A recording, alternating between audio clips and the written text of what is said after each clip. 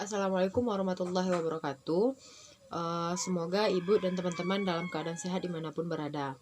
Baiklah, pada kesempatan kali ini izinkan kami dari kelompok 1 untuk mempresentasikan materi pertemuan 4, yaitu mengenai menghitung dan menentukan jumlah uang beredar, di mana pada kesempatan kali ini kami dari kelompok 1 beranggotakan 4 orang, yaitu yang pertama adalah Adila Sekiah NIM 18053001, yang kedua adalah Aufa Silmi NIM 18053005, dan yang ketiga itu Ewi Dina Nur Fajrah NIM 18053098, dan yang keempat itu adalah Ewi Didetika NIM 18053100. Pada pertemuan kali ini akan terjadi dari 4 subtema. Yang pertama itu mengenai pengertian jumlah uang beredar, yang kedua adalah teori penawaran uang tanpa bank, yang ketiga itu adalah teori penawaran uang modern, dan yang keempat itu adalah pelipat uang atau money multiplier. Materi yang pertama itu adalah pengertian uang beredar, akan saya sampaikan sendiri. Baik, pada slide pertama ini dijelaskan bahwa ada 3 bentuk dari uang beredar, yaitu uang beredar dalam arti sempit, uang beredar dalam arti luas atau M2, dan uang beredar dalam arti lebih luas atau M3. Kita masuk kepada uang beredar dalam arti sempit atau M1. Uang beredar dalam arti sempit diartikan sebagai uang kartal ditambah dengan uang giral, atau M1 sama dengan C ditambah DD, atau M1 adalah currency ditambah demand deposit. Uang giral atau demand deposit itu mencakup dari saldo rekening koran atau giro milik masyarakat umum yang disimpan di bank. M1 itu juga diartikan sebagai daya beli langsung yang bisa digunakan untuk pembayaran.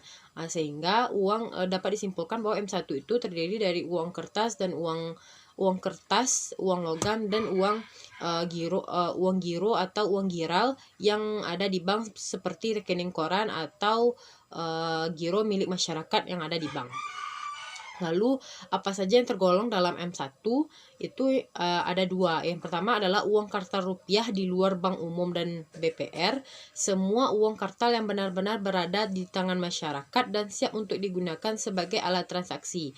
Uang inilah yang biasanya kita gunakan dalam transaksi kita sehari-hari. Dan yang kedua itu adalah giro rupiah atau rupiah demand deposit, di mana saldo rekening koran giro masyarakat di bank umum yang sifatnya dapat dicairkan kapan saja dengan menggunakan cek, biljet giro, nota debit, atau surat perintah pembayaran lainnya atau SPPL. Selanjutnya itu adalah uang dalam bentuk ini biasanya dikenal dengan uang giral dengan prinsip paper base. Kita masuk kepada uang beredar dalam arti luas atau M2. M2 juga disebut dengan likuiditas perekonomian. M2 diartikan M1 plus deposit berjangka dan saldo tabungan milik masyarakat, atau bisa dirumuskan M2 sama dengan M1 plus TD plus SD, atau M1 ditambah time deposit dan saving deposit. M2 besarnya mencakup semua deposito berjangka dan saldo tabungan dalam rupiah pada bank-bank. Kita masuk selanjutnya pada yang tergolong kepada uang dalam arti luas atau M2 itu ada 2. Yang pertama adalah uang kuasi atau quasi money. Terdiri dari 3 macam rekening nasabah di lembaga keuangan bank, yaitu deposito berjangka, atau time deposit, tabungan atau saving deposit, dan giro valuta asing atau foreign demand deposit. Yang kedua adalah surat berharga atau securities, instrumen pasar uang dan pasar modal, baik pasar uang dan pasar modal nasional, regional, maupun internasional. Yang kelima itu adalah nama dari instrumen pasar keuangan atau efek. Ini nantinya akan sangat beraneka ragam, baik dilihat dari jenis pasar keuangan yang digunakan maupun dilihat berdasarkan negara yang menerbitkan surat berharga yang bersangkutan. Kita masuk kepada uang beredar dalam arti lebih luas atau M3. M3 mencakup semua deposit berjangka, saldo tabungan besar, kecil, rupiah atau mata uang asing milik penduduk pada bank oleh lembaga keuangan non-bank.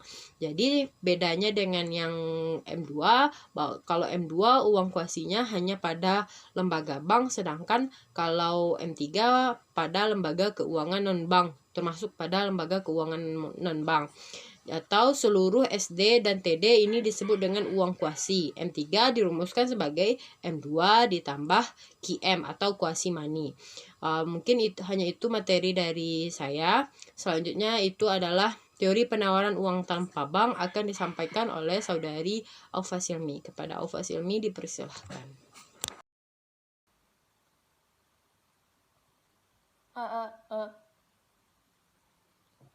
Baiklah, selanjutnya saya akan melanjutkan materi mengenai teori penawaran uang tanpa bank. Teori ini merupakan gambaran dari sistem standar emas ketika emas menjadi satu-satunya alat pembayaran. Jumlah uang yang beredar atau uang yang ditawarkan di masyarakat naik atau turun sesuai dengan jumlah emas di masyarakat atau ditentukan oleh pasar. Jumlah uang yang beredar tergantung pada perilaku produsen emas, di mana perbankan tidak memiliki pengaruh dan pemerintah tidak ada alasan untuk campur tangan. Karena emas merupakan alat pembayaran yang umum, maka harga emas naik berarti barang-barang akan turun, begitu pula sebaliknya. Selanjutnya yaitu standar uang. Standar uang ada dua macam, yaitu yang pertama standar kertas, di mana sistem keuangan yang menggunakan uang kertas sebagai alat tukar atau alat pembayaran yang sah dan tidak terbatas, namun tidak dapat ditukarkan dengan emas dan perak pada bank sirkulasi. Yang kedua yaitu standar logam. Standar logam ini ada dua macam, yaitu yang pertama monometalisme atau standar tunggal, merupakan sistem standar moneter yang menggunakan standar uangnya berupa satu buah logam mulia, bisa emas atau perak. Yang kedua yaitu bimetalisme, merupakan sistem standar moneter yang didasarkan pada dua logam. Ada tiga pembagian dari standar bimetalisme. Yang pertama yaitu standar kembar. Standar yang menggunakan dua logam mulia, emas dan perak, secara bersamaan sebagai standar uangnya. Yang kedua yaitu standar paralel, di mana standar uang yang menggunakan dua logam mulia secara bersamaan sebagai standar uangnya, namun perbandingan yang berlaku hanya satu macam, yaitu menurut pasar saja.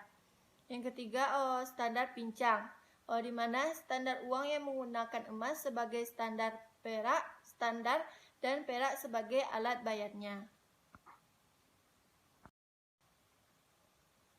Jika suatu negara menggunakan standar kembar atau bimetalisme, maka dalam negara tersebut akan berlaku hukum Gresham yang berbunyi bad money always drive out good money from circulation, yang artinya uang yang nilai bahannya lebih rendah akan mendesak uang yang nilai bahannya lebih tinggi dari peredaran.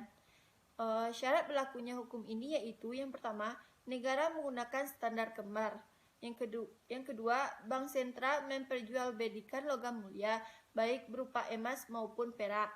Yang ketiga, masyarakat diberi kebebasan untuk menempa atau meleburkan uang, emas maupun perak. Yang keempat, perbandingan emas dan perak menurut pemerintah dan pasar berbeda. Assalamualaikum warahmatullahi wabarakatuh. Saya Dinana Fajra, NIM 1805398, akan melanjutkan materi tentang teori penawaran uang modern, faktor-faktor yang mempengaruhi penawaran uang, dan faktor lain mempengaruhi penawaran uang. Baiklah, materi yang pertama yaitu teori penawaran uang modern. Para produsen emas tidak lagi memiliki peranan moneter yang penting seperti dalam standar emas.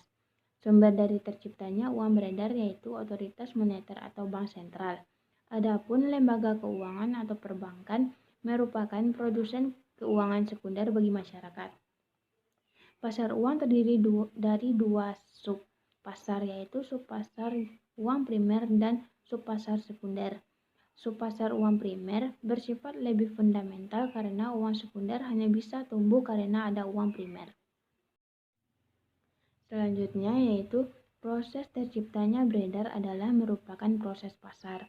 Artinya, hasil interaksi antara permintaan dan penawaran dan bukan sekedar percetakan uang atau keputusan pemerintah belaka. Keseimbangan terjadi apabila keseimbangan di kedua subpasar seimbang. Apabila subpasar inti sudah mengalami keseimbangan, akan tetapi subpasar sekunder belum seimbang, maka diperlukan penyesuaian atau portfolio adjustment. Teori moneter menyertakan bahwa posisi equilibrium ini akhirnya akan tercapai juga setelah terjadi banyak putaran penyesuaian portofolio. Materinya selanjutnya yaitu faktor-faktor yang mempengaruhi penawaran uang. 1. Bank sentral atau BI. Bank sentral dapat mempengaruhi penawaran uang karena bank sentral mempunyai hak untuk mencetak dan mengedarkan uang kartal. Yang kedua, pemerintah. Pemerintah melalui Menteri Keuangan atas persetujuan Gubernur Bank Indonesia dapat meminta Perum Peruri untuk mencetak uang berupa uang kertas dan uang logam pemerintah atau uang yang nominalnya kecil. Yang ketiga, bank umum. Bank umum dapat menciptakan uang giral atau uang bank melalui pembelian saham atau surat berharga dari masyarakat. Baiklah, materi yang selanjutnya yaitu faktor lain mempengaruhi penawaran uang. Di antaranya yaitu 1. Tingkat bunga, 2. Pendapatan masyarakat, 3. Harga barang, 4. Selera masyarakat terhadap barang, 5. Jumlah penduduk, 6. Geografis, 7. Struktur perekonomian, 8. Penguasaan teknologi, dan yang ke-9 globalisasi. Baiklah, itulah materi yang dapat saya sampaikan. Wassalamualaikum warahmatullahi wabarakatuh. Baiklah, saya akan melanjutkan materi selanjutnya yaitu tentang pelipat uang atau money multiplier. Yang dimana yaitu proses penciptaan uang beredar dari uang inti tersebut yang diringkas dalam konsep money multiplier yang menghubungkan antara jumlah uang inti dengan jumlah uang beredar. Dengan pengertian lain yaitu proses pelipatan uang atau money multiplier merupakan proses pasar yang dimana adanya penyesuaian antara permintaan dan penawaran uang. Proses pelipatan itu dimungkinkan karena adanya lembaga yang disebut bank yang tidak harus menjamin secara penuh uang giral yang diciptakannya dengan uang giro. Nilai dari money multiplier tergantung kepada kecenderungan masyarakat memegang uangnya dalam bentuk uang kartal. Yang kedua yaitu berapa besar cadangan yang dipegang bank untuk menjamin uang giral. Materi yang selanjutnya yaitu tentang faktor yang mempengaruhi money multiplier, yaitu ada 2, currency ratio yang dilambangkan dengan C dan reserve ratio yang dilambangkan dengan R. Yang dimana currency ratio adanya itu tinggi rendahnya currency ratio dipengaruhi oleh perilaku masyarakat dalam memilih uang kartal dan uang giral. Misalnya saja kenyamanan dan keamanan dalam menggunakan uang kartal ataupun uang giral. Yang kedua yaitu reserve ratio atau dilambangkan dengan R. Merupakan rasio reserve dapat dibagi menjadi 2 komponen, yaitu rasio cadangan resmi terhadap simpanan masyarakat, legal atau legal reserve ratio, yang dipengaruhi oleh ketentuan otoritas moneter, dan rasio kelebihan cadangan terhadap simpanan masyarakat atau excess reserve ratio yang dipengaruhi oleh keperluan bank akan likuiditas jangka pendek. Money multiplier yaitu atau angka pengganda uang diturunkan dari hubungan antara uang inti atau uang primer dengan jumlah uang yang beredar.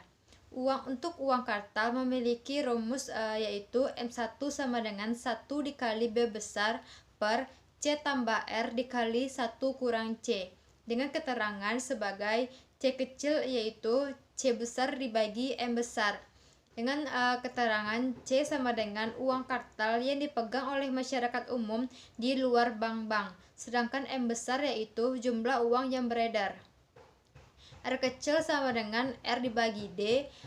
R besar dibagi D besar merupakan R yaitu reserve bank, D yaitu uang giral yang diciptakan oleh bank-bank umum, sedangkan B yaitu uang inti.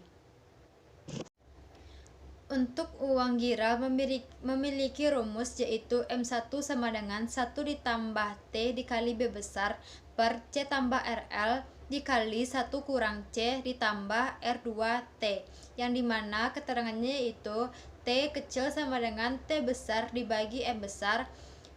T besar yaitu time deposit, M besar yaitu jumlah uang beredar, RL merupakan reserve yang dipegang bank untuk menjamin rekening koran, sedangkan untuk R2 merupakan reserve yang dipegang bank untuk deposito berjangka. Untuk C kecil yaitu C besar dibagi M besar, yang dimana C merupakan uang kartal yang dipegang oleh masyarakat umum di luar bank-bank, sedangkan B besar merupakan uang inti. Baiklah, sekian presentasi dari kelompok 1 mengenai materi menghitung dan menentukan jumlah uang yang beredar. Apabila ada kesalahan atau kekurangan dari materi kami sampaikan, mohon dimaafkan, dan jika ada dari teman-teman yang memiliki pertanyaan, langsung saja di kolom komentar YouTube. Baiklah, kami dari kelompok 1 undur diri. Wassalamualaikum warahmatullahi wabarakatuh.